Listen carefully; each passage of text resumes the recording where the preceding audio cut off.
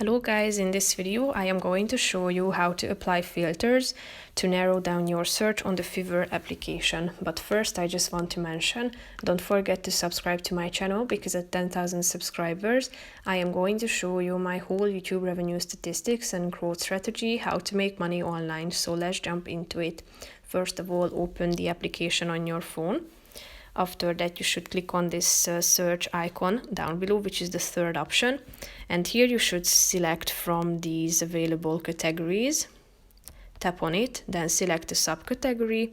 And after that, you can apply filters by tapping on this all button in the left side at the top. You can sort by these show projects first or online sellers. You can turn on the recommended option or the best selling or the new arrivals function. You can select the category and service type. Then you can apply filters in terms of your price range that you can type in from to. The platform can be set to, as well as the supported plugin type, the service, what does the service include, then the seller level, the seller language.